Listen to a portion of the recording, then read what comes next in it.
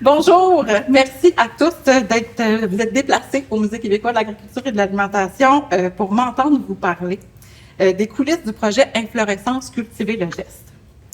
Il est primordial de vous partager que ce projet a pu voir le jour grâce au soutien du Conseil des arts et lettres du Québec et les partenaires de l'entente de partenariat territorial en lien avec la collectivité du Bas-Saint-Laurent 2024.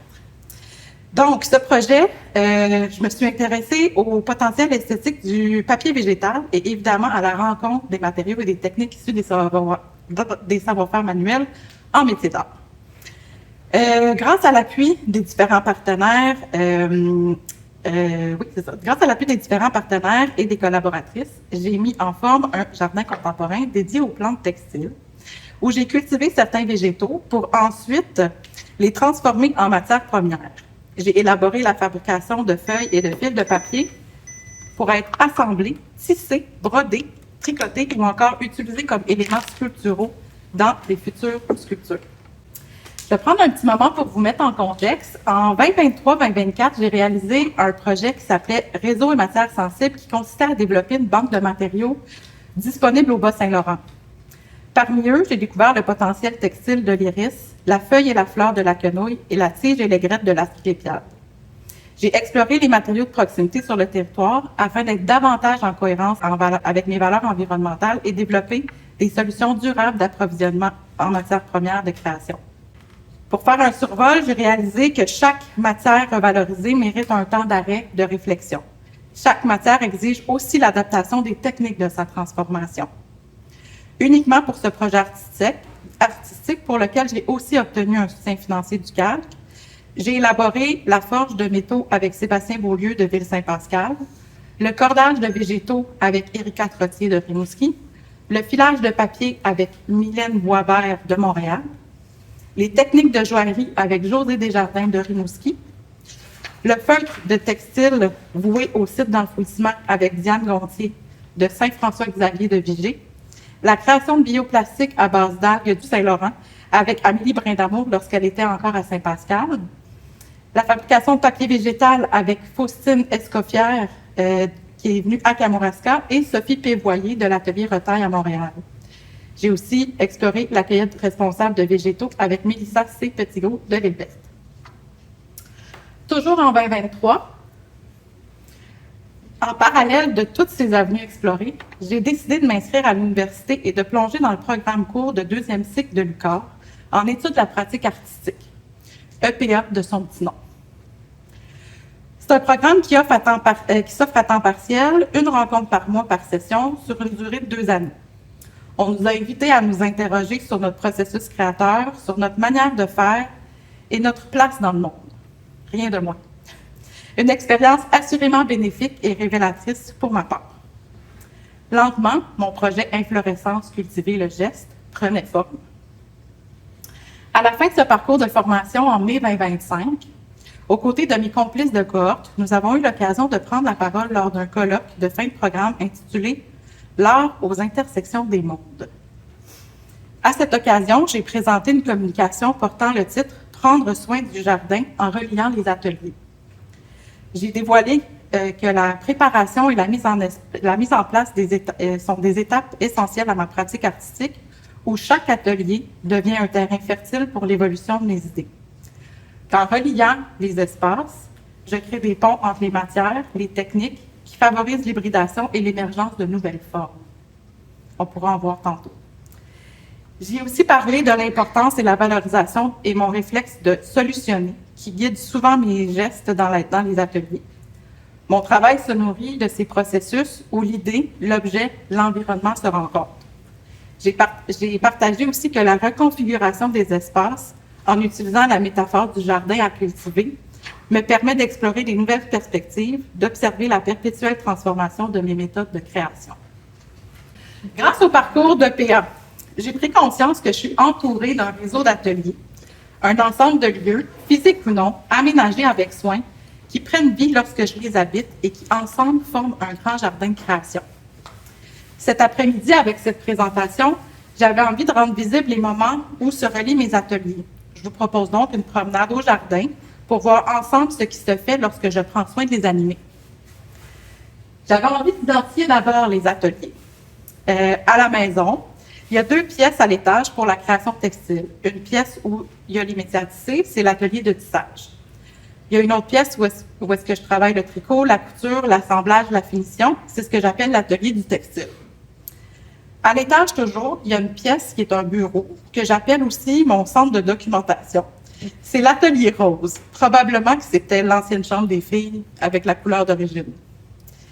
Au sous-sol, il y a un espace où j'ai accès à de l'eau pour la fabrication du feutre, du papier. Il s'appelle l'atelier de l'eau.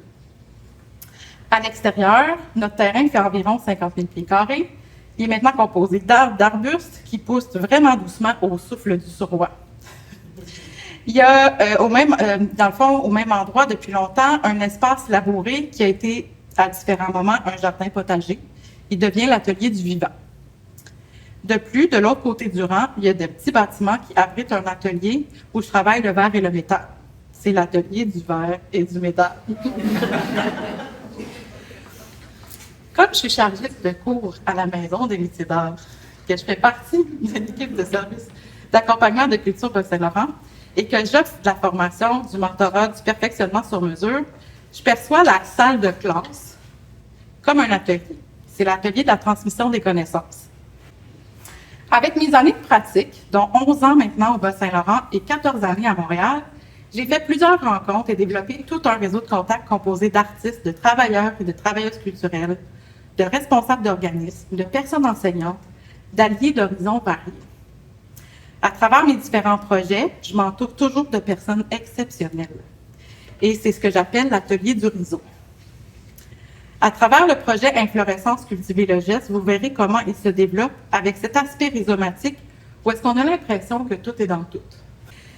Avant d'aller plus loin, avant d'aller dans le vif du sujet, il me reste 2 ateliers importants que j'aimerais vous présenter dans cette cartographie.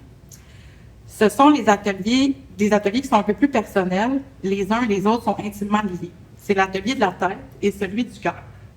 Dans l'atelier de ma tête, je réfléchis et je me questionne beaucoup. Dans l'atelier du cœur, il s'ancre dans le fond dans mon désir d'authenticité, d'équilibre, de cohérence, soit des valeurs qui guident mes gestes et qui orientent mes décisions. Je considère ma posture comme celle d'une personne éternellement apprenante. Une posture qui façonne mon rapport à l'art, mon processus de création porte une dimension profondément existentielle. J'explore mes zones d'ombre, mes élans, mes contradictions et j'inscris quotidiennement ma sensibilité dans le monde. Un autre enjeu, c'est la précarité, la mienne, celle qui habite ou contextualise la pratique de la plupart des artistes professionnels et des travailleuses culturelles, d'autant plus en ce moment. La constatation de cette omniprésente précarité est revenue à l'avant-plan dans mon retour aux études. J'évolue dans un domaine où la stabilité financière n'est jamais présente, où la crise climatique, l'incertitude sociale et économique viennent constamment bousculer mes repères. Pourtant, j'ai l'impression que ce contexte peut être tout de même fertile pour faire éclore de nouvelles créations. Je n'y trouve pas de solution magique et inévitablement, elle structure ma pratique par ma capacité de l'adapter, ma résilience et le fait de nourrir un esprit de communauté. Je cultive et entretiens des relations sincères et authentiques. Je fais au mieux pour concilier mes différents engagements et pour rester en cohérence. Je questionne comment allier l'impératif besoin de survivre et celui de créer. Les 2 besoins s'opposent parfois, notamment lorsque je rencontre des contraintes de temps, d'énergie ou face à la tension entre la valeur intime d'une création et la rentabilité. Ma pratique devient un acte de résistance, une manière de transformer mes incertitudes en sens, en beauté, en lien. Lorsque je m'adapte en provoquant ce que j'appelle mon mode solution, ou encore en me reliant aux autres pour imaginer la suite. Je me connecte à mes valeurs, ma communauté, ma région. Je contribue à une économie circulaire en partageant mes connaissances, mes expériences et mes savoir-faire. Mon précédent projet, qui s'appelait Réseau Matières Sensibles, m'a permis de mettre en place plusieurs éléments d'inflorescence Cultiver le geste, qui est le projet pour lequel vous êtes venu m'entendre aujourd'hui. J'ai entamé une collaboration avec Frédéric Bolté, une architecte paysagiste extraordinaire, établie à Mont-Carmel. On a fait ensemble la recherche, on a échangé, puis on a conceptualisé un jardin contemporain pour répondre à la fois à mes besoins en matière première, puis aménager un espace en cohérence avec mon rythme de vie. Initialement, j'envisageais de cultiver l'iris versicolore, l'asclépiade tubéreuse et faire l'essai de quelques variétés de lin textile. Finalement, nos multiples rencontres auront permis de mettre en forme un jardin aménagé, ce que j'appelais tantôt l'atelier du vivant.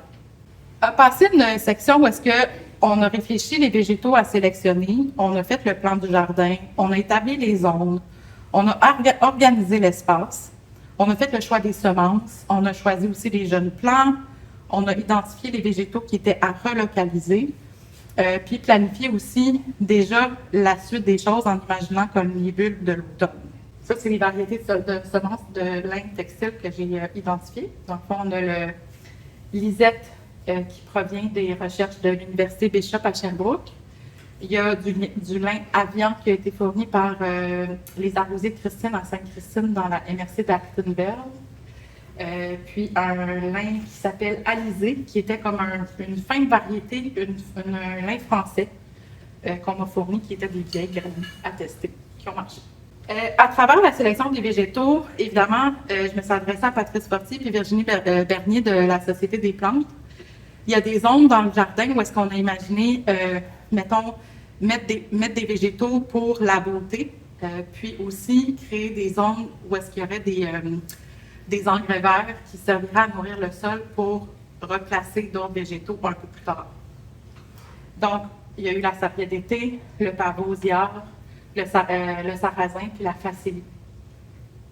Aussi, pour les bulbes d'automne, j'ai collaboré avec Raphaël Noirgeau, dans le fond, pour sélectionner des végétaux plus automnales. Avec la tige de narcisse, on peut faire de la corde, faire des fils de plus gros calibre, ce que j'ai exploré avec Erika Trottier dans le cordage, mettons, dans l'autre projet, dans lequel j'ai envie de revisiter. Fait qu'il y a une section à l'automne que j'ai planté des bulbes juste avant l'hiver. Puis je me suis fait plaisir aussi avec des tulipes qui n'ont rien à voir avec le textile, mais qui sont juste bons pour mon atelier du cœur. Voilà, fait que dans le fond, c'est pour vous montrer un peu comme la préparation, découvrir le dessous des bâches, parce que le terrain a été la zone qui était probablement destinée à un jardin potager les années précédentes, a été occultée pendant à peu près 2 années. Fait qu'il y a eu toute la découverte en dessous des bâches d'occultation, tout le travail de décompactage, d'égaliser, tracer, organiser, c'est-à-dire planifier avec d'autres partenaires qui se sont ajoutés en commandant du BRF, en commandant du fumier composté, en achetant des tiges de métal pour le traçage. Fait que j'ai développé dans le fond d'autres partenariats avec les lagages Bas-Saint-Laurent, avec Ferme Vimax, puis le garage Marcel Soucy à Saint-Pascal. Fait que tout ça, c'est ajouté dans la préparation. Ce qui est intéressant aussi, c'est de regarder tout ce qui est la relation aux outils. Vous verrez tantôt, vers la fin de la présentation, quand vous serez invité à venir voir, dans le fond, il y a tout le geste puis les outils avec lesquels on travaille qui m'ont quand même ouvert d'autres horizons parce que dans mes ateliers textiles ou pour travailler le verre, le métal, ben, c'est pas du tout le même genre d'outils avec lesquels on travaille au jardin. Fait que là, c'était de découvrir des nouveaux gestes, un nouvel état du corps, un nouvel état d'esprit, de travailler comme la répétition autrement, puis de constater que la temporalité au jardin est vraiment différente. T'sais, il y a évidemment la température, il y a la présence d'insectes, il y a les bouffées de chaleur en préménopause avec le soleil, ça marche pas. Fait que tout ça était quand même assez intéressant. Puis évidemment, ben, le travail de la main, le geste avec l'outil qui est comme le prolongement de notre main, c'est toujours tout ça intéressant.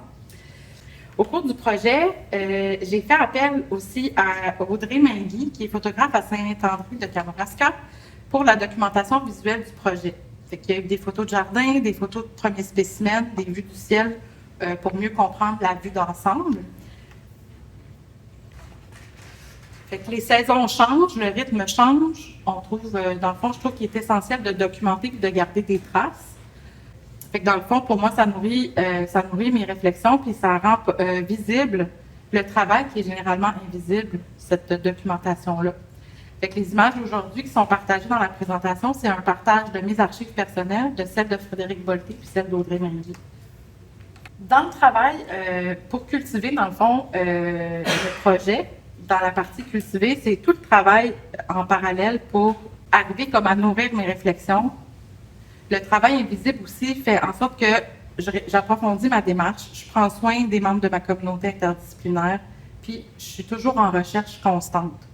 Ce que j'aimerais amener mettons, à l'avant-plan en ce moment en vous partageant ça, c'est que constamment dans mon quotidien, j'essaie de garder une acuité puis un intérêt pour tout ce qui se passe. Fait que visiter des expositions à Québec, à Rimouski, à Rivière-du-Loup, à Saint-Jean-Port-Joli, c'est mon quotidien. Je scanne, je place au calendrier, je mange des kilomètres, je vais encourager les covoiturages, je vais nourrir un groupe Facebook qu'on a pour dire qui embarque, puis je vais combiner, mettons, des arrêts logiques pertinents et nécessaires à faire. Fait que c'est comme une espèce d'organisation, un écosystème qui se fait naturellement. Le développement, c'est comme un peu le développement rhizomatique de ce réseau-là qui m'aide à avancer puis à avoir confiance en la suite, en fait. Je voulais amener à votre attention que, dans le fond, cet été, j'ai suivi de près la programmation de l'organisme culturel Art Actuel. Ce que j'aimerais mettre dans cette diapositive-là, celle que j'ai choisie, dans le fond, c'était pour mettre en lumière ma rencontre avec Laetitia de Coninck, qui a été, mettons, parsemée de moments de covoiturage dans des moments d'œuvrer, de rencontres, d'échanges. Puis, tous ces moments-là, que ce soit à la présentation de l'artiste Claire Moder, de la présentation de Catherine Arsenault ou la présentation de Mélissa qui n'était pas dans la programmation vraie, mais comme Mélissa est très proche de Vraie, c'était comme dans notre organisation. Puis, c'est à ce moment-là, en se rendant à la présentation de Mélissa Léleverte, que j'ai eu des discussions très pertinentes où est-ce que Laetitia, qui fait partie d'un groupe de recherche interdisciplinaire sur le végétal et l'environnement, le GRIVE, m'a suggéré comme différentes lectures. Ça m'a amené à revisiter le balado Tendre racine pour mieux rencontrer qui a été narré par Elisabeth Cardin dans la programmation de Vraie aussi. Fait que j'écoute beaucoup de balados sur la route et sur le chemin. Fait que dans le fond, je vais vous en suggérer quelques-uns au courant de la présentation. Puis entre autres aussi, l'intérêt, c'est aussi comme entendre parler des artistes, entendre parler d'artistes. Je trouve que ça nourrit, c'est comme si, j'aime mieux ça que d'écouter la télé, tu sais, je trouve ça plus intéressant, plus pertinent, puis ça me construit, puis ça me nourrit. Fait que ça pour dire que les rencontres, tout ce qui est dans l'atelier du réseau se développe de toutes sortes de manières. Fait que ça va nourrir des lectures, ça va nourrir des écoutes. Aussi, au courant de l'été, je suis allée inévitablement à la Biennale internationale du lin de Portneuf, qui est dans le fond à Deschambault-Grondines, puis c'est une expo. Souvent, il y a comme une programmation avec différents lieux dans des bâtiments patrimoniaux dans ce coin-là. Puis c'est toutes des approches en lien avec le vin. Fait que là, pour moi, c'est un incontournable à chaque 2 ans d'aller faire un tour là.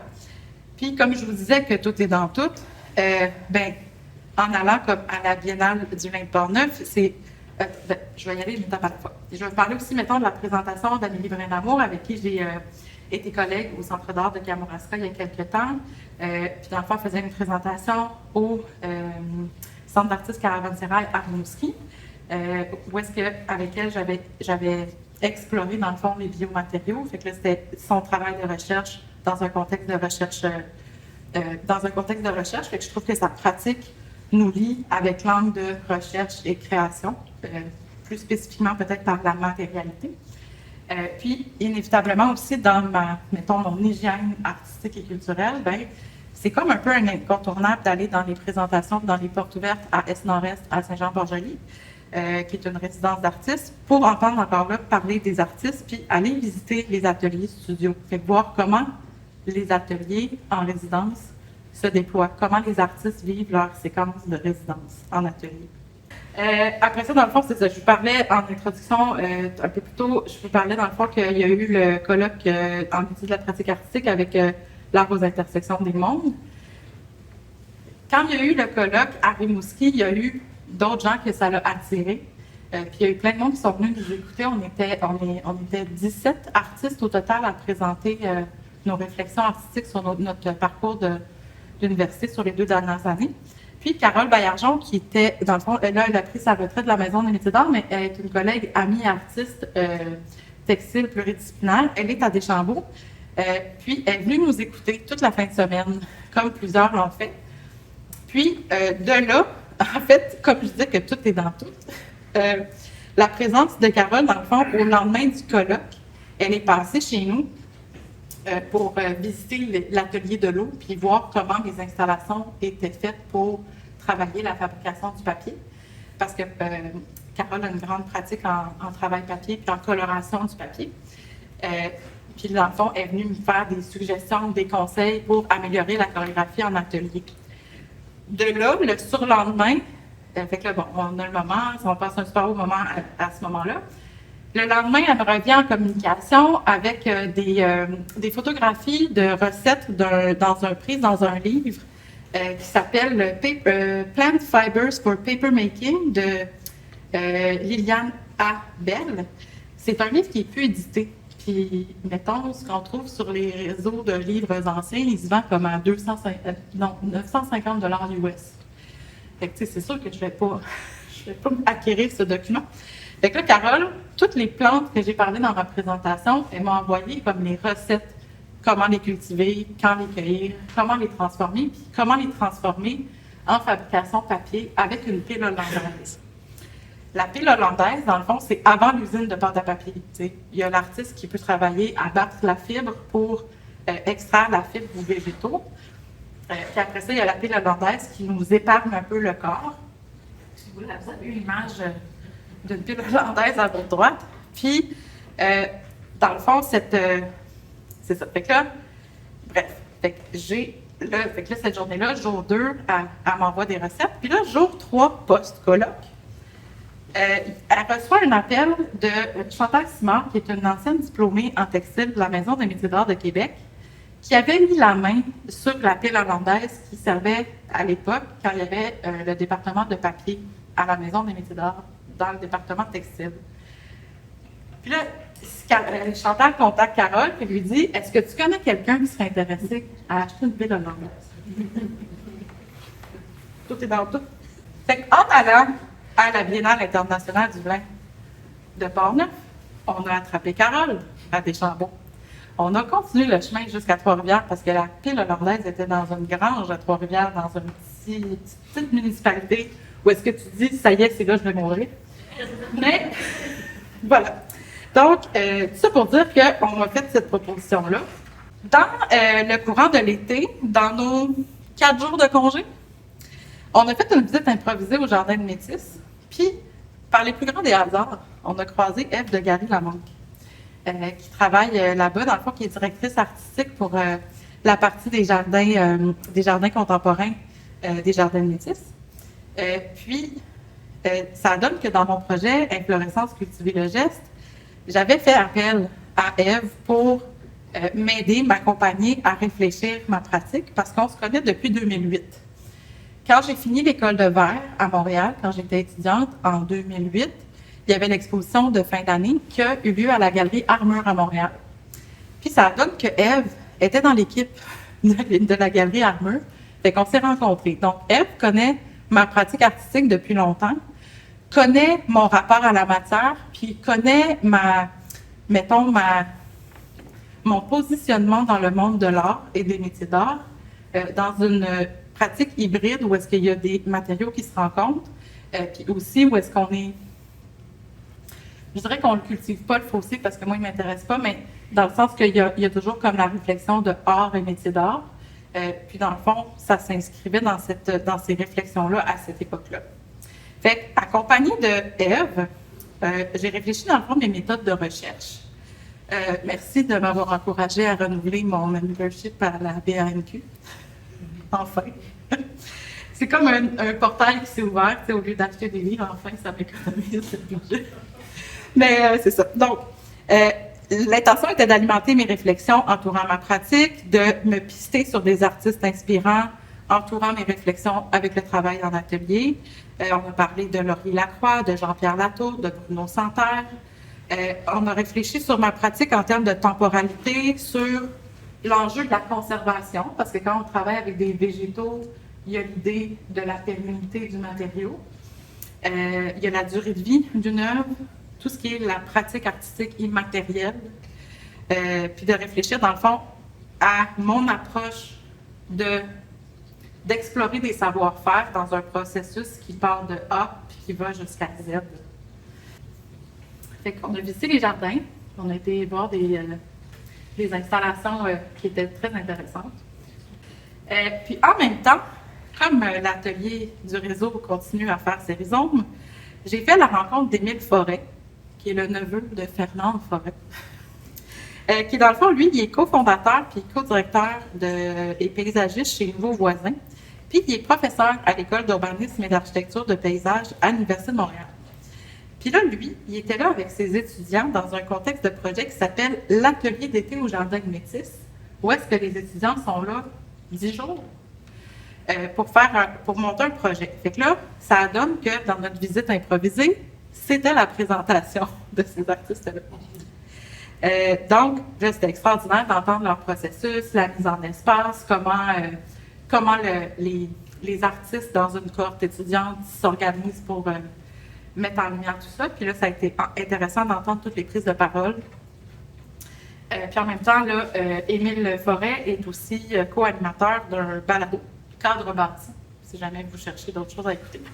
En passant par la biologie, la botanique, je m'intéresse à tout ce qui touche à l'anatomie, au fonctionnement et aux structures d'inflorescence des plantes. L'inflorescence, c'est un terme botanique qui désigne la façon dont les fleurs se disposent sur la tige. C'est à partir de ces formes naturelles qu'éventuellement je vais développer des nouvelles structures. Je souhaite explorer, dans le fond, un paysage végétal inédit en m'appuyant sur ma sensibilité artistique qui prend en compte mes besoins en matière esthétique, de structure et d'organisation de l'espace. Inflorescence, le travail au jardin, inévitablement, on est ponctué par des saisons. Ce qui s'est passé, dans le fond, à l'automne, on est dans une période où est-ce que c'est le moment des récoltes. Aussi, il y a des événements qui, en tout cas, comme je vous disais, c'est que je suis toujours en train de scanner ce qui se passe. Fait que là, j'entends parler dans le fond, Paul Raté des Argosiers de Christine, qui m'a vendu le lin, une des variétés de lin textile. Régine Louman de l'Université Bishop à Sherbrooke, qui m'accompagne aussi en réflexion dans le projet, puis qui m'accompagne en termes de réfléchir à cultiver des matériaux pour faire de l'art. Fait que là, c'était une occasion rêvée de me rendre à Sainte-Christine, dans l'Université d'Acton, à un moment où j'avais pas tant de temps, puis de manger encore du kilomètre, puis aller me rendre à cet événement-là. Fait que là, dans le fond, Paul Raté, qui tient les argousiers de Christine, à cultiver des argousiers, puis elle cultive aussi du lin. Elle a commencé par cultiver l'année dernière 1 mètre carré. Puis là, cette année, elle allait cultiver 600 mètres carrés. Fait que là, ça m'a inspirée. Fait que de passer mettons, du trip de mettre 1 mètre carré dans ton jardin, puis là, d'aller dans une plus grande culture. Je reviendrai sur la quantité de matières premières qu'une culture peut produire. Donc, les personnes ici que j'ai rencontrées, Paul, Régine, Erin Guitro. Erin Guitro, sa conjointe, c'est un homme d'affaires de Montréal qui a la compagnie qui s'appelle Canflax. Sa conjointe, qui est designer de mode, qui travaille beaucoup avec le textile de lin pour ses collections de vêtements, lui, il tripe sur le lin. C'est un homme qui tripe sur tout ce qui traite du lin. Puis là, dans le fond, il est rentré en contact avec Paul Raté parce qu'il voyait qu'elle s'intéressait à la culture du lin. Puis lui, ça donne qu'il veut faire revenir la filière du lin textile au Québec. Rien de moins. Fait que là, il essaie de voir, mettons, trouver du financement public. Puis là, il est à l'étape de chercher du financement privé pour voir qui veut embarquer dans son histoire. Puis ça reste que, je vais vous passer la partie historique, mais comme la culture du lin au Québec a jamais été florissante parce que c'est vraiment beaucoup d'ouvrages.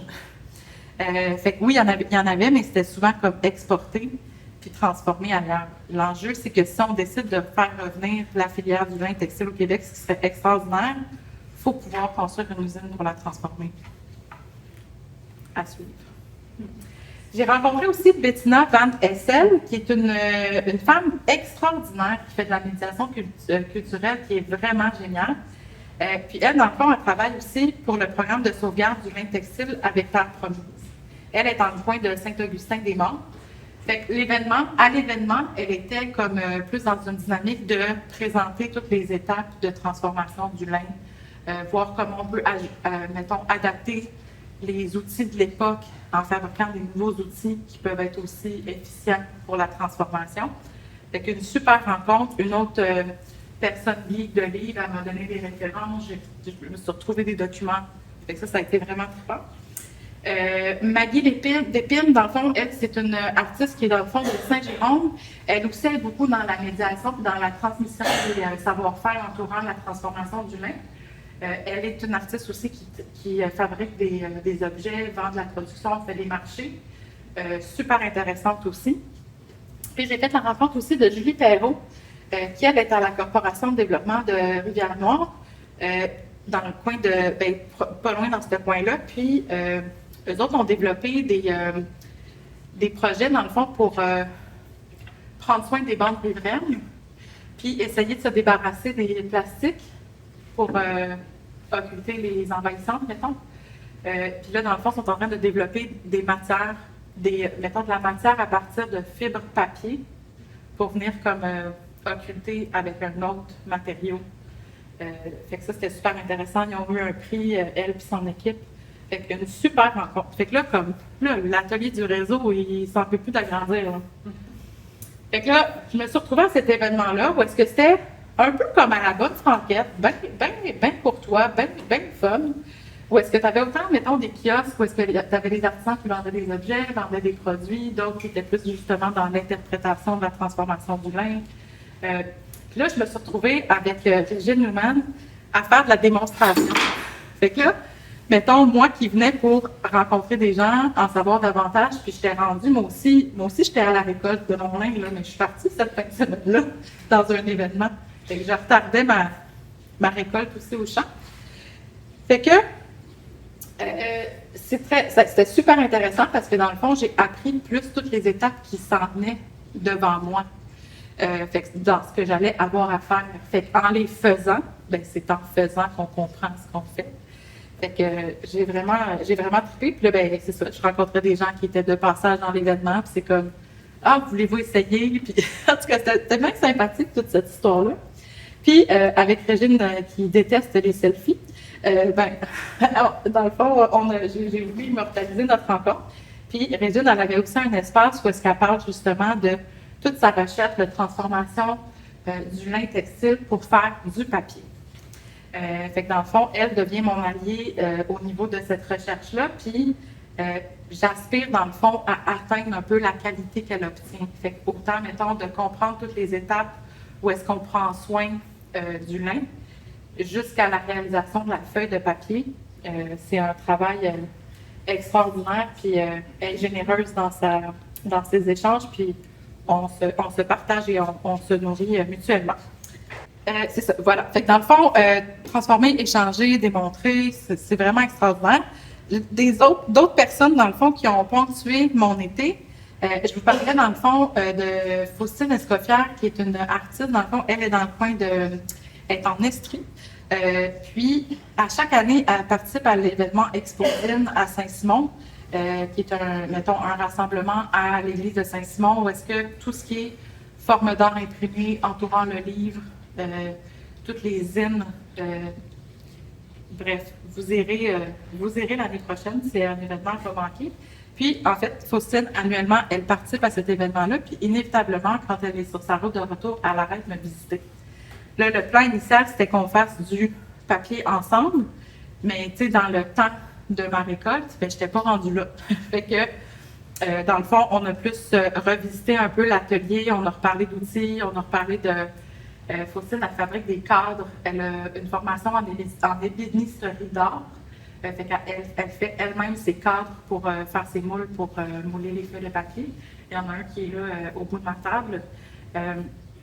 Bref, c'est une autre ressource extraordinaire. Puis avec elle, j'ai appris plus le travail de base à partir du bâton, avant la pile hollandaise. Avec sa présence aussi, elle s'intéresse beaucoup à transformer les plantes envahissantes. L'année passée, dans un atelier qui a eu lieu au Jardin de la Mer, on a transformé de la phragmite avec une autre artiste que je vais vous parler plus tard, mais bref, c'est ça. Fait qu'avec Faustine, on s'intéresse à ça. Il y a la fragmite, puis elle travaille aussi avec la renouée japonaise. En parallèle de ça, dans l'atelier du réseau, je fais aussi du mentorat en tissage, fait que j'enseigne à différentes personnes. Puis je voulais amener l'attention à l'artiste Marie-Ève Campbell, qui est une artiste photographe, mais qui s'intéresse aussi au textile puis au tissage. Fait que je lui ai montré les bases du montage d'un métier à tisser. Puis là, maintenant, elle fait des productions tissées. Puis elle aussi, elle s'intéresse à l'expérimentation, à faire pousser de la culture du lin avec la ferme La Dérive, qui sont plus dans le coin de Rimouski. Fait que ça aussi, c'est là pour le développement ici au Bas-Saint-Laurent. Fait que je fais juste, mettons, le mettre faire savoir. La personne avec qui on a fait les ateliers de transformation de papier, c'est dans le fond Sophie Pévoilier, qui est de l'atelier de Retail à Montréal. Sophie, quand elle prend ses vacances, des fois, elle vient au Bas-Saint-Laurent, puis elle vient donner des ateliers de papier. L'année passée, c'était au Jardin de la Mer avec Claudie Gagné, en transformant la fragmite. Puis, sinon, cette année, il y avait l'atelier qui se passait à la Société des plantes, où est-ce qu'il était prévu de travailler avec la tige qui reste de l'angélique, parce que Patrice Fortier cultive l'angélique, je pense que c'est sa plante préférée. Si vous ne saviez pas, vous le savez maintenant. C'est ça, puis dans le fond, mettons, la récolte des tiges a été faite trop tard, fait que les végétaux étaient trop dégradés pour être transformés, fait qu'on s'est retrouvé à faire du papier avec du maïs. Fait que bien intéressant, donne une autre approche, une autre texture. Fait que ce qui est toujours intéressant avec les ateliers d'ateliers de taille quand tu es à l'extérieur, ben il y a aussi le réseau qui s'agrandit. Fait que là, j'avais déjà fait la rencontre de Anne Hébert au comptoir du Fil Bleu à Kamouraska, mais Anne, dans le fond, est une artiste peintre décorateur qui était, mettons, de Montréal, puis qui est maintenant à Saint-Pascal. Fait que là, c'est comme une ressource où est-ce on pourrait jouer dans l'atelier ensemble. Fait que ça, c'est le fun. Fait que on s'est retrouvés là par hasard. Fait que ça, j'ai trouvé ça le fun. Fait que merci Anne d'être là. Puis aussi, quand Sophie est venue dans son voyage, elle était avec une artiste qui s'appelle qui vient de l'Illinois, qui, elle a l'entreprise Fresh Press Paper, puis développe, dans le fond, des papiers du jardin à la feuille de papier. Fait que là, on est collé directement sur la même thématique, la même recherche. Fait que là, c'était comme la rencontre. Fait que là, je les ai reçus à la maison. On a fait le tour des ateliers. Eux autres aussi m'ont donné leurs conseils pour l'aménagement de l'atelier de l'eau.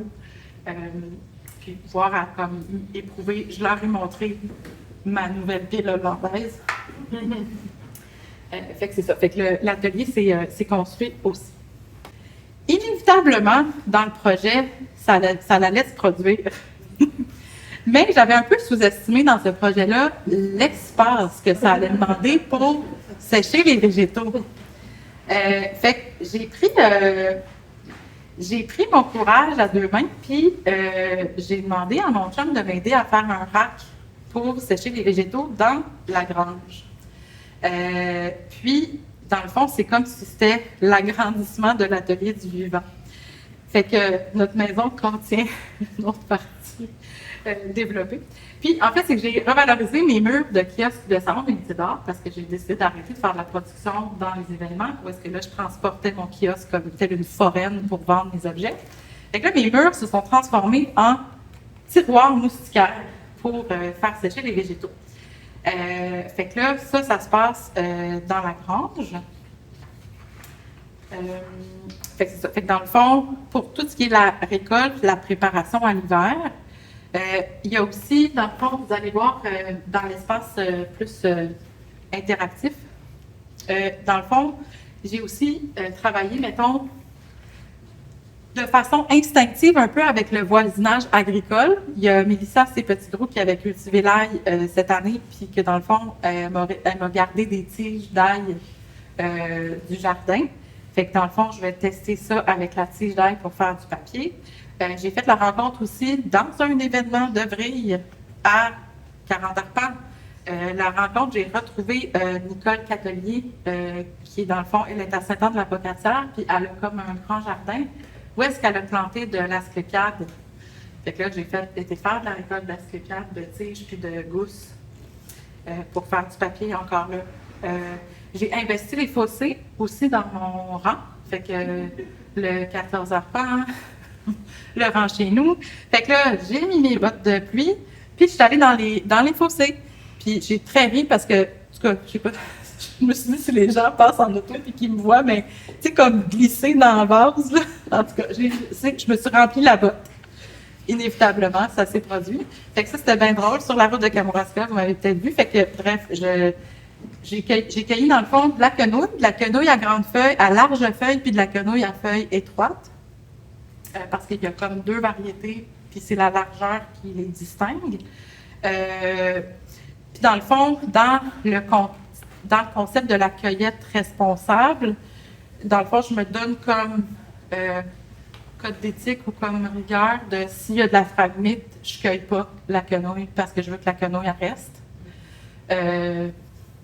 Parce que dans la cueillette responsable, il y a toute la règle du tiers, ou en tout cas, bref, il ne faut pas créer un précédent non plus de trop consommer parce qu'on va aussi abuser de la ressource puis ça ne reviendra pas. Là, fait que il y a tout ce dosage-là qui est pertinent à faire.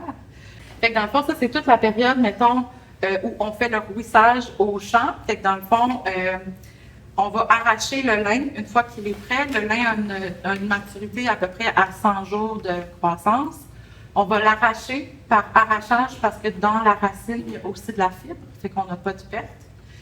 Puis une fois qu'on arrache, bien, on couche au champ pour faire le rouissage. Le rouissage étant comme la fermentation pour dissoudre la pectine entre le bois, dans le fond, la matière, entre la cellulose puis la fibre. Oui, c'est ça. Puis, dans le fond, ça permet après ça de casser le bois que ça forme. Vous verrez, c'est des annas. Dans le fond, le bois devient des annas, tous les petits morceaux coupés. Puis, dans le fond, ça vient libérer la fibre. J'ai toutes les étapes pour vous ici pour mieux comprendre. Fait que le rouissage, dans le fond, c'est de la fermentation à la rosée. Fait que dans le fond, c'est avec le nombre de jours, avec les conditions de la température. Il ne faut pas qu'il pleuve trop. Il faut qu'il fasse soleil, il faut qu'il fasse chaud. Le rouissage ne se fait pas en bas de 15 degrés. Fait que là, tu as comme un genre de petit roche là, pour checker ta température parce que quand il commence à faire froid, ben ça ne marche plus. En Irlande, par exemple, ils vont faire la récolte, ils vont sécher au champ en bottes, puis ils vont faire le rouissage au printemps d'après. Fait que là, moi, il y a du lin qui n'a pas assez rouillé. Fait qu'il va falloir que je continue le rouissage au printemps. Fait que bref, ça se fait à l'arrosée, puis ça se fait aussi dans des bacs d'eau. Mais là, bon, ou dans une rivière ou dans un étang, mais là, j'ai pas ça chez nous. Fait que là, c'est un peu plus complexe. Fait que moi, j'ai décidé d'aller vers la manière traditionnelle à l'arrosée. Je trouve ça poétique et charmant. Fait que dans le fond, évidemment, comme dans le handicap à Kamouraska, on a le vent dans la bouche parce que le surroi va vraiment à pleine vitesse. Faut attacher.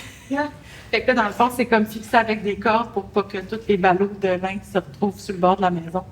Fait que c'était toute une logistique, puis il faut le retourner à chaque quelques jours pour que ça rouille des deux bords. C'est ça. Fait que j'ai cultivé, dans le fond, 3 variétés de lin que je vous ai nommées tantôt, le Avian, le Alizé puis le Lisette. Puis là, dans le fond, j'ai comme documenté les longueurs de tiges pour voir lesquelles ont le meilleur rendement. Fait que là, je me suis mis le chapeau de la scientifique de me dire, bien, quelles informations ou quelles données sont pertinentes pour moi de conserver. Parce que dans le fond, quand on jardine, souvent, on va planifier ce qu'on a fait, on va prendre des notes, l'année d'ensuite, on va essayer de reproduire ce qui a bien marché. Puis par exemple, mettons les tiges de lin les plus costaudes ou les plus vigoureuses, on va les garder, on va les isoler, puis on va garder les capsules pour les graines parce qu'elles ont un meilleur rendement, donc plus de fibres. Donc, c'est ça. Donc, c'est ça. Fait que là, le reste à voir, là, pour le moment, c'est le Avian qui a l'air d'être le meilleur, mais à la récolte du lin, si on cultive pour le lin textile, on récolte pas au même moment que si on cultivait pour la graine. Si je cultivais pour la graine, je récolterais plus tard dans la saison pour qu'il y ait une maturité dans la capsule et que les graines soient plus, mettons, optimal, mûr pour la consommation de la graine de lin. Fait que, dans le fond, c'est ça. Puis les variétés sont développées vraiment pour la fibre. Fait que ça ne serait pas les mêmes variétés que pour la graine de lin qu'on va manger, par exemple.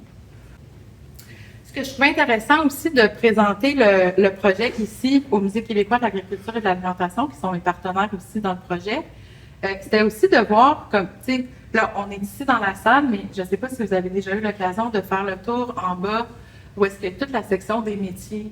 Fait que tu sais, tu as le métier de la forge, tu as le métier du magasin général, il y a certaines pièces, mettons, pour les métiers à tisser, etc.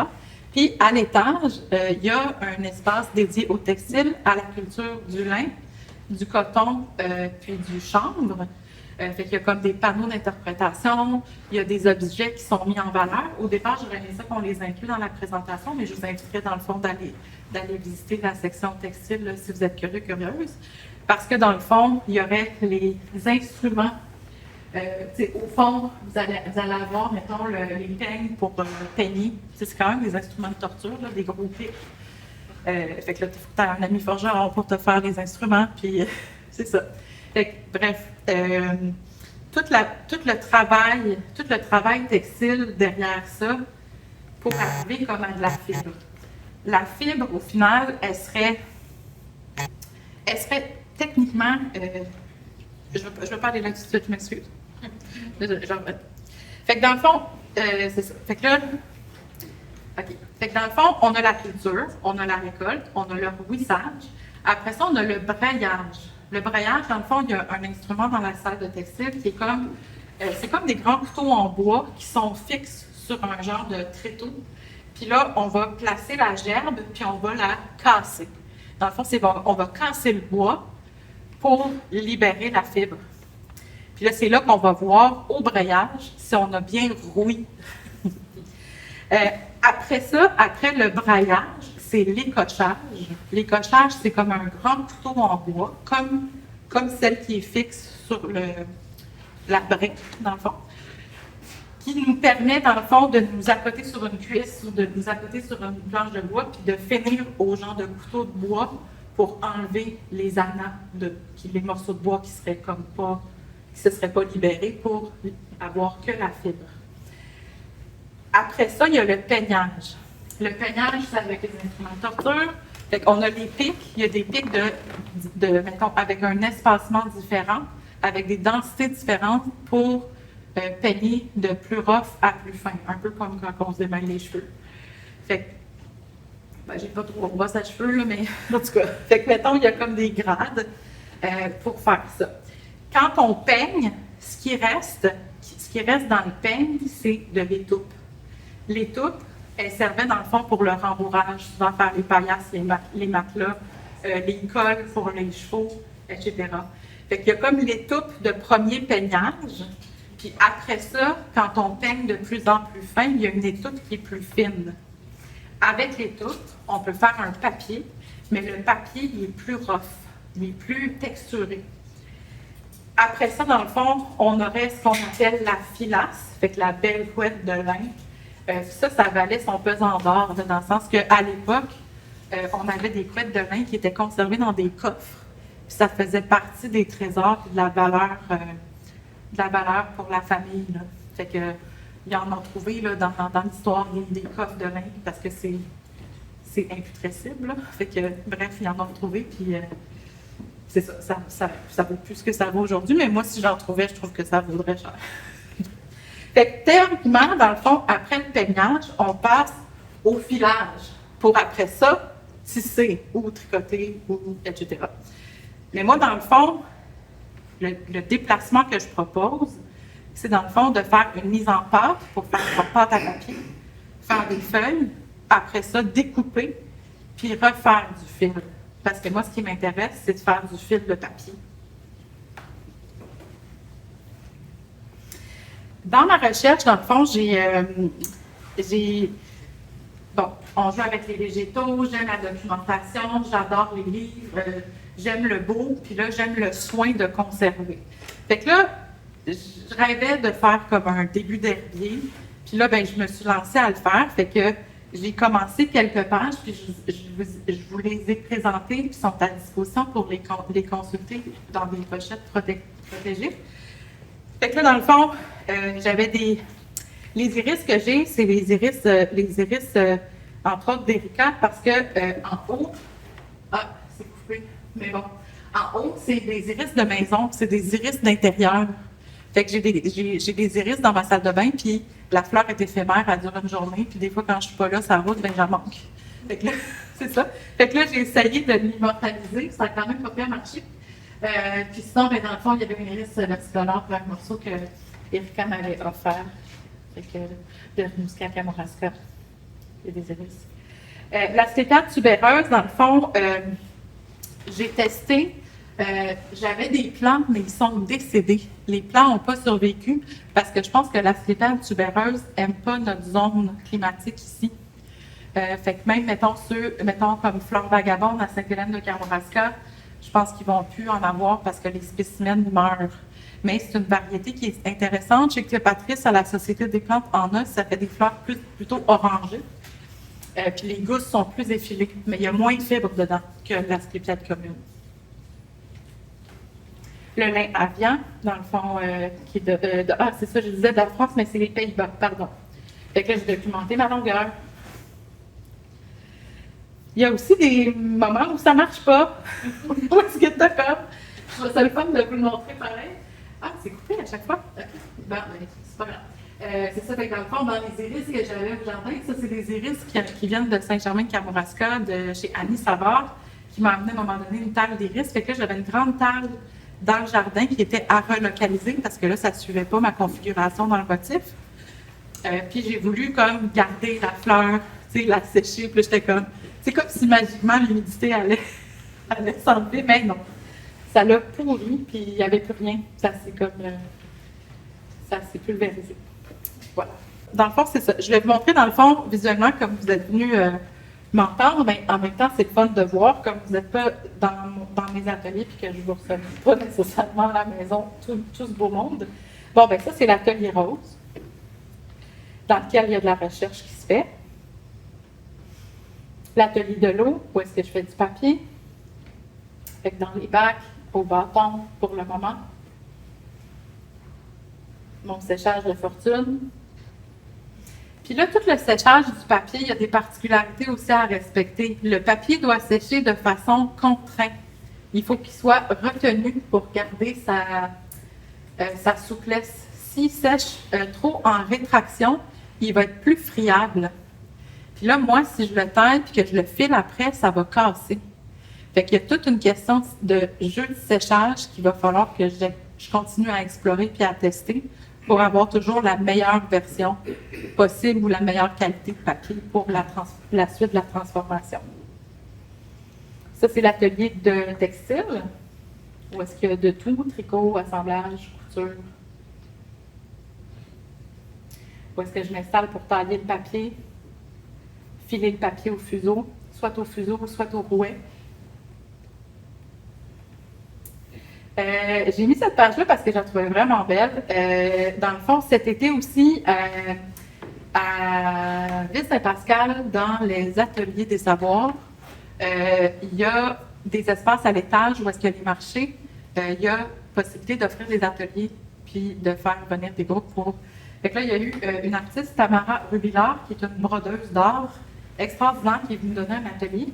Puis ça m'a fait revisiter, dans le fond, les points de broderie que j'avais appris à l'école.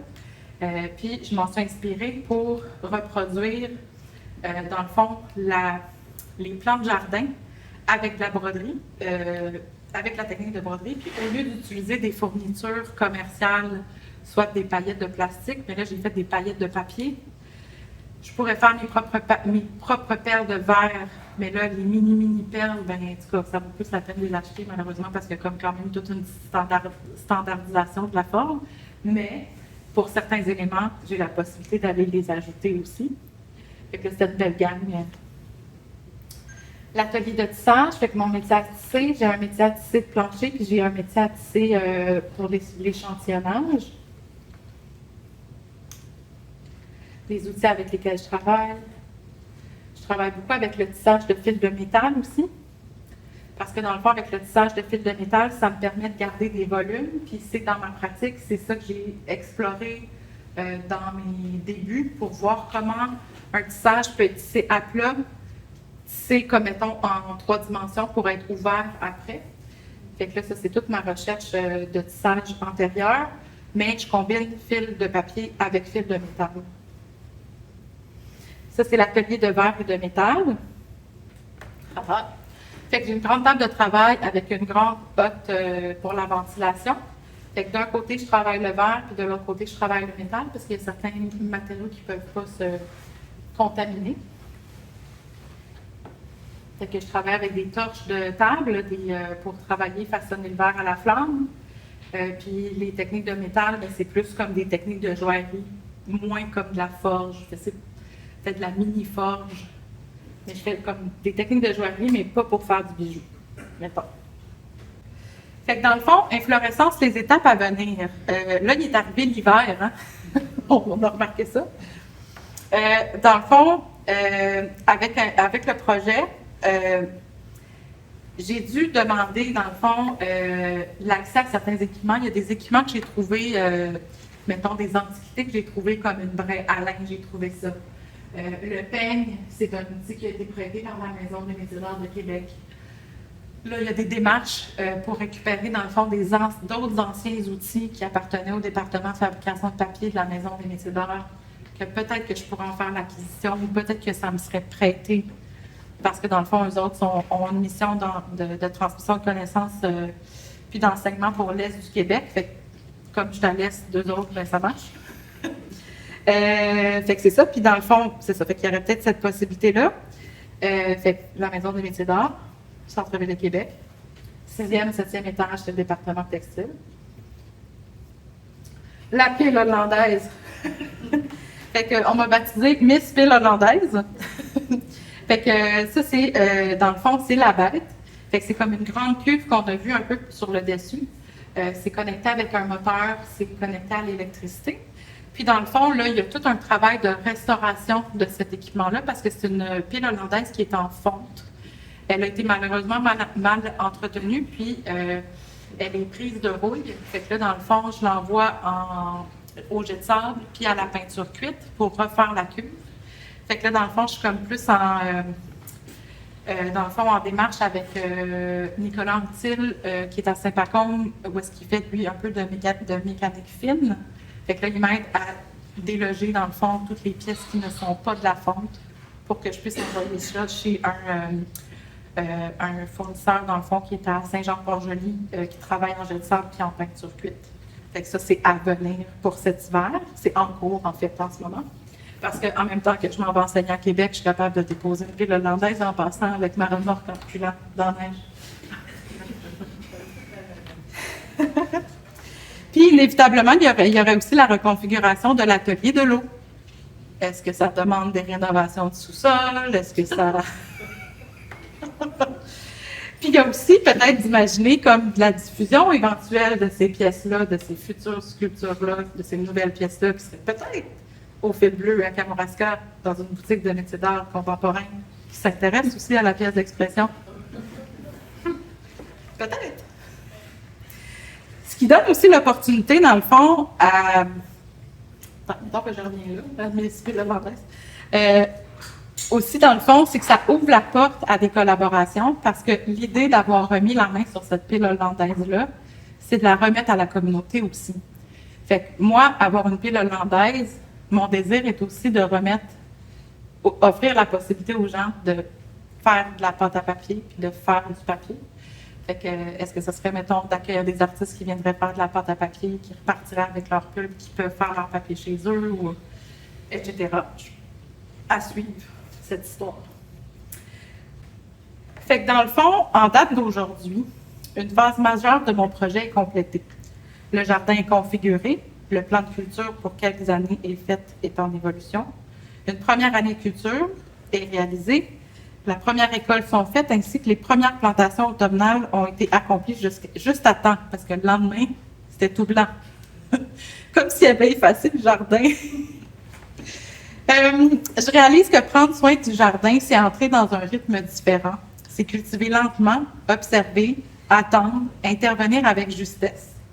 Ce geste patient, je le transporte dans ma pratique artistique, qui relie plusieurs ateliers, textile, verre, métal, papier.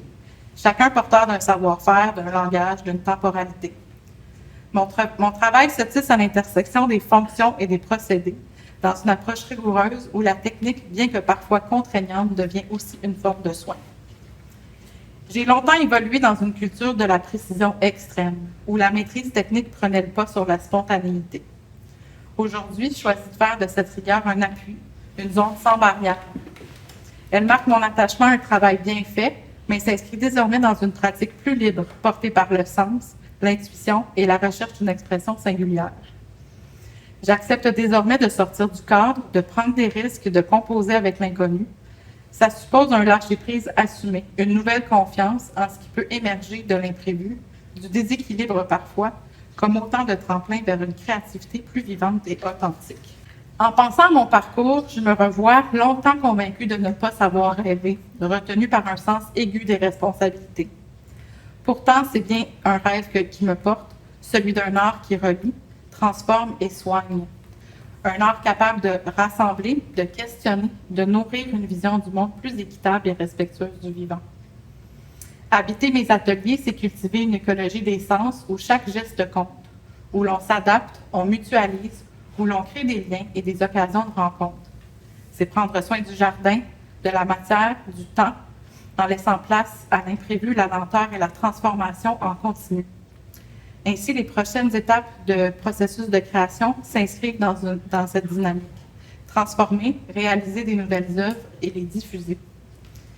Rêver devient alors une manière de faire et surtout une manière de construire ensemble un espace vivant et partagé. Merci.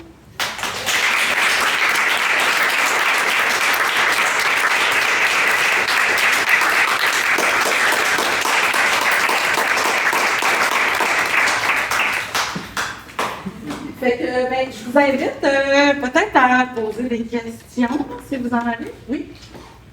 Mettons que la filière du vin Oui. revenait, c'est Oui.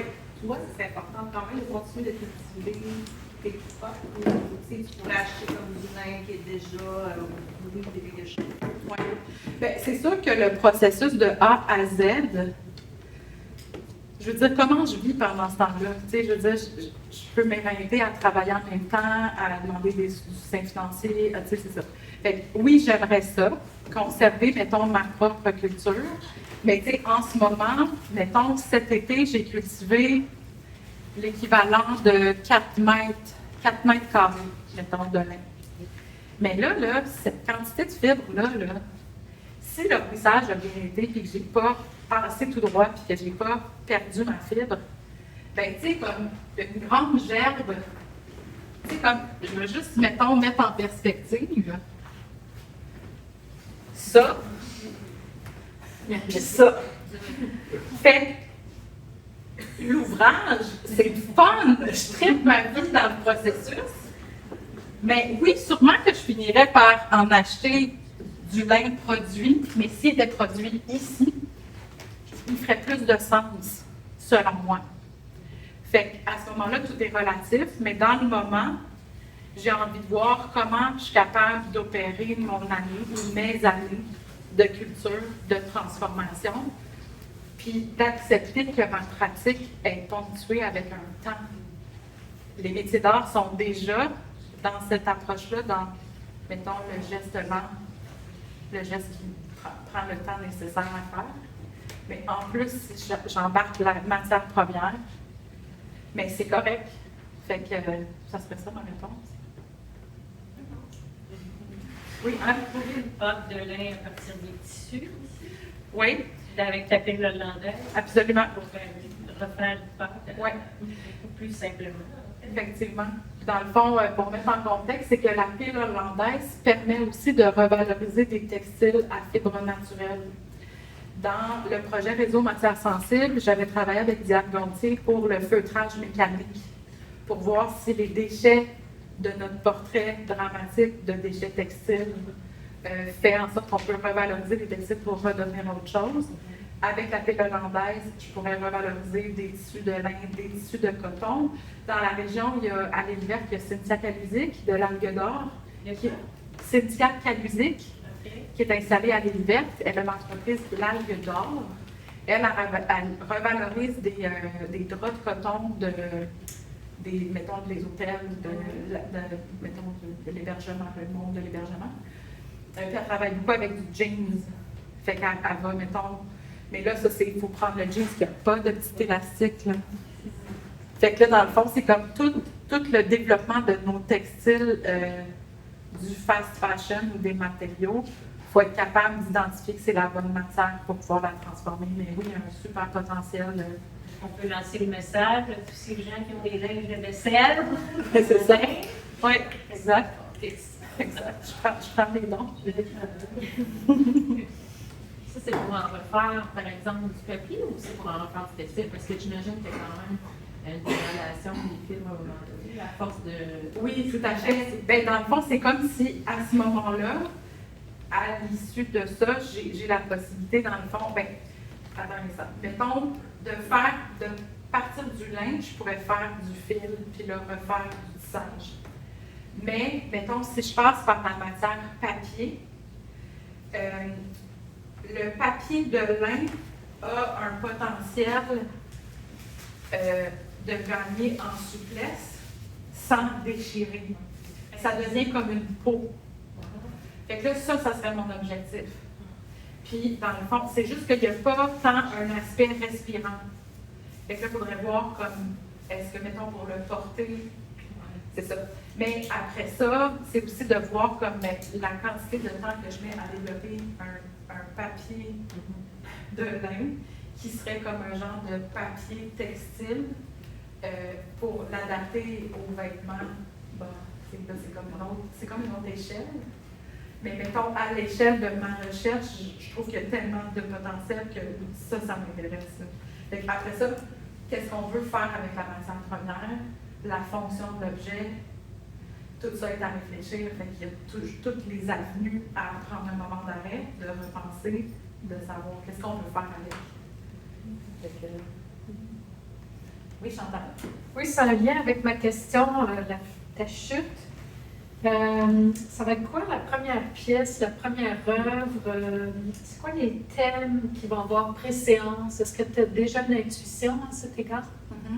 Bien, là, j'ai apporté, dans le fond, un début de projet avec les travaux, dans le fond, de la broderie, de travailler avec des fournitures de papier, fait que des paillettes ou des bandes de papier qui seraient brodées.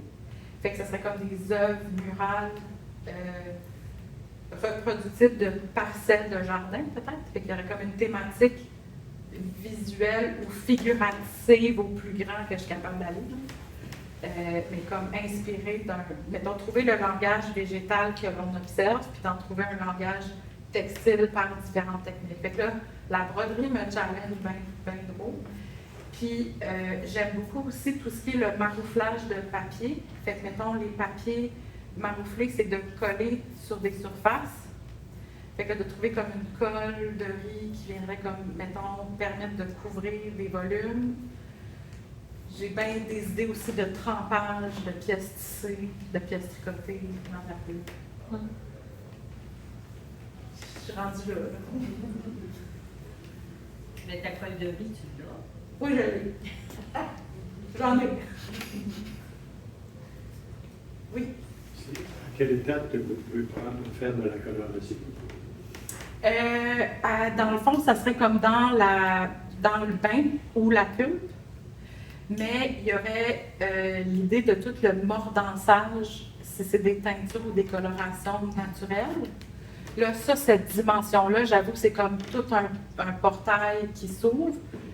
Là, moi, ce qui me fait triper en ce moment, c'est la coloration naturelle du végétal. Mettons que je cueille la tige de la sclépiade tardivement à l'automne, va me donner un papier plus gris-mauve, plus il va être tard dans la saison, puis plus il va être dans les tonalités plus claires, plus blanchâtres, plus tôt. Fait que là, je suis plus comme dans la couleur naturelle du spécimen, plus que de je suis pas encore rendue, puis je sais pas si ça va être nécessaire, mais d'aller vers la coloration naturelle de la matière. Dans mon cahier ici, j'ai des papiers, mettons, faits avec la fleur de la quenouille, le pogo, qui donne un papier un petit peu plus rosé, comme un vieux rose. Puis, mettons, la feuille de la quenouille va donner un petit vert tendre. Je me suis intéressée aussi à la technique du papyrus. Fait que j'en ai fait aussi comme du papyrus avec du poireau. Ou est-ce que je peux faire des paillettes de poireaux pour les broder? Ça, c'est bien le fun. Mais dans le fond, ça, c'est papyrus, c'est juste par déshydratation. Mais comme la couleur du matériau m'intéresse, mais tu sais, comme est-ce que je peux utiliser du poireau qui est contrôlé dans sa couleur ou comme qui a pourri parce que je l'ai oublié un peu, tu sais. Fait que là, il y a comme une palette que je peux aller chercher. Ça devient comme une palette. Est-ce que c'est vraiment une palette restreinte? Je ne suis pas sûre, mais je pense que c'est une palette intéressante. Fait que je suis plus dans ces colorations-là, plus de valoriser la matière que d'aller valoriser une autre couleur par une autre matière. Mais il y a toute une recherche. Anne a fait une belle recherche. Elle travaille beaucoup avec la couleur. Il y a des pigments, comme peintre décorateur, là, il y a toutes sortes de pigments, toutes sortes de matériaux qu'on peut utiliser pour la coloration. Il y a Dalia Milon aussi qui est dans la région, qui a des plantes tinctoriales à Saint-Germain. Qui pourrait nous en dire davantage là-dessus, mais c'est voir comment les végétaux, d'autres végétaux aux pouvoirs tinctoriaux pourraient colorer le papier. Tout ce qui est l'enjeu, c'est toute la dimension de la pérennité de l'œuvre, puis la solidité des couleurs. Fait que, est-ce que maintenant on accepte de porter des vêtements en papier ou des vêtements rapiécés, puis qu'on accepte que nos objets du quotidien vont pâlir avec le soleil. Mais ça, c'est une question aussi d'ouverture d'esprit comme nous, comme consommateurs. Ça amène aussi toute cette... qu'est-ce qu'on veut de l'objet. Mais personnellement, j'aime bien l'aspect éphémère du fait que ça va revenir à quelque chose qui va suivre un cycle de vie. Ça m'intéresse. Oui. Une autre question complètement. Parfait. Vous avez mentionné le nom de fragmite quelquefois. Oui. Puis, est-ce qu'on se promène sur la veine? Oui. Je me pose toujours la question, parce qu'il y a de la fragmite qui l'amène de l'ombre. Oui. Est-ce qu'il y a quelqu'un qui s'intéresse à ça pour l'utiliser? Je ne sais pas s'il y a quelqu'un qui s'intéresse à ça, mais il y a des artisans qui s'intéressent à ça. Il y a des artisans et des artistes qui s'intéressent à ça. J'ai rencontré au Festival de la Petite Laine à Rivière-du-Loup une femme, j'oublie l'endroit d'où est-ce qu'elle vient, mais qui fait de la coloration de laine, puis qu'elle a teint avec les jeunes plumeaux, puis qu'elle a obtenu un vert comme la sacoche de Karine. Ben, merci pour la démonstration. Mais c'est ça, puis... mais je ne le sais pas, puis comme mettons dans le potentiel de papier, il est quand même très fibreux. Mais tu sais, c'est... Ce que je disais, quand, à travers le projet Réseau Matières sensibles, je me suis intéressée à, mettons, j'ai collaboré dans le fond, un des partenaires, c'est la SADC du Kamouraska, avec tout le pôle de l'économie circulaire, pour réfléchir, puis il y a eu toute la dimension parce qu'on a dressé un portrait de l'empreinte textile, de nos déchets textiles au Bas-Saint-Laurent. Ça devient des projets d'affaires. Fait que c'est des belles opportunités, dans le sens que s'il y a quelqu'un qui voudrait s'y intéresser, c'est juste de voir comment les gens, si les gens s'y intéressent, est-ce qu'ils veulent investir là-dedans? Ça serait quoi le potentiel? Qu'est-ce qu'on en fabrique? Est-ce que c'est du papier? Est-ce que c'est autre chose? Est-ce que c'est, il y a des artistes, mettons en France, je pense à une fille dont je lui le nom, je ne sais pas très loin là-dedans, mais qui fait comme des briques avec des déchets textiles, fait que ça devient comme du mobilier qui peut être apparent si l'esthétique colorée fonctionne, mais ça peut être aussi comme des nouveaux produits pour l'isolation. Fait que il y a toutes ces réflexions-là, fait qu'il faudrait savoir, mais ça m'intéresserait de savoir s'il y a des gens qui s'intéressent à la fragmite. En tout cas, du moins, avec une des artistes, Anne-France Leclerc, que j'ai présenté tantôt, qui est en résidence à Est-Nord-Est, là, Cet artiste-là était venu en résidence à Vrille-Actuelle un été, puis c'était en parallèle avec c'était un événement qui était présenté dans les installations des Jardins de la Mer, puis on est allé sur les battures, puis dans le fond, elle nous invitait à les piétiner. Fait que, tu sais, il faut trouver une option pour pas qu'elle revienne, parce que c'est juste, ça continue. T'sais. Mais d'en trouver quelque chose à faire avec.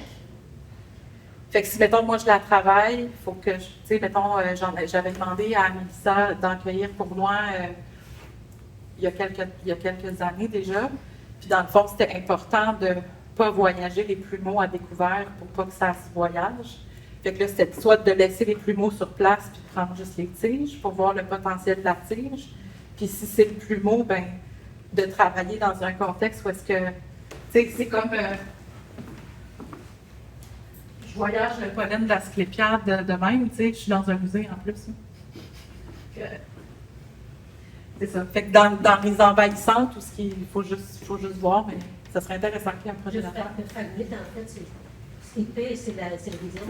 C'est la racine. Oui, c'est ça qui va frapper la reconstruction. La graine du fragmite Elle n'est pas tant pas contaminée. très fertile, mais OK. jusqu'à faire du contraire. Fait qu'en la piétinant, ça y fait qu'elle. C'est aussi, tu peux partir avec des racines. Je veux dire, si tu lances dedans, puis Ouais. tu en avais le but, tu vas regarder ça. Un petit bout de racine, là, puis on est foutu. Fait qu'il faudrait se faire réutiliser des brosses à souliers. Chose qu'on fait tout le monde. Y a-t-il d'autres commentaires? Moi, une question sur le lin, je suis intéressée pour la technique de l'école du conditionnement. Oui. Je peux passer 3 heures là-dessus, mais l'étape que tu appelles le rouissage. Rouissage. En fait, si tu le fais pas assez longtemps, quand tu arrives avec ton couteau en bout, c'est-tu qui est trop ça ou il n'est pas assez ça? C'est que dans le fond, le bois casse mal, puis la fibre est comme perdue. Parce qu'elle elle va casser, elle va être entraînée, puis elle va couper avec le bois. Tu pourras venir voir tantôt après la séquence de questions. Parce que ce que tu conceptes, ce que tu appelles la fibre, c'est quand même ligneux, là. Oui.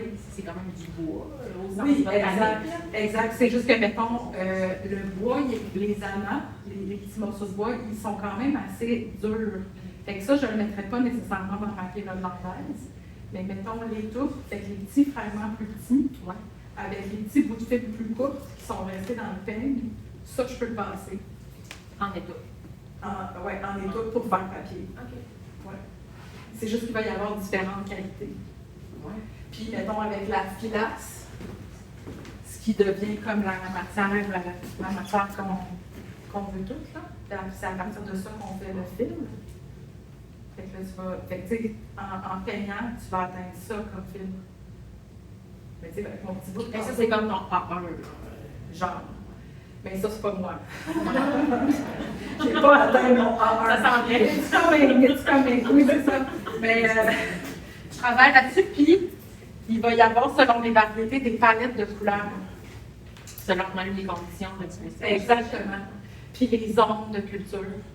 C'est que, mettons, tout le travail de recherche et de sauvegarde des variétés de Bettina Van Hassel que je vous ai présenté tantôt, ben, là, ça c'est super important. Puis ça donne encore une autre palette de couleurs.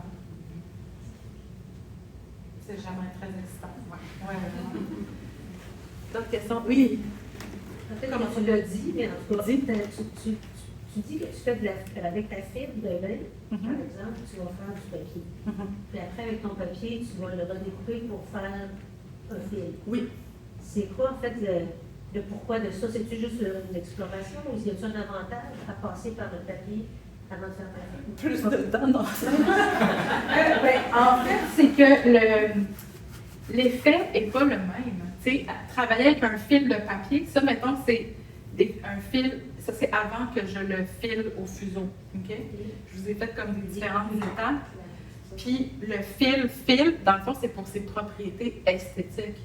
Fait que c'est pour son langage plastique que je le veux fil de papier.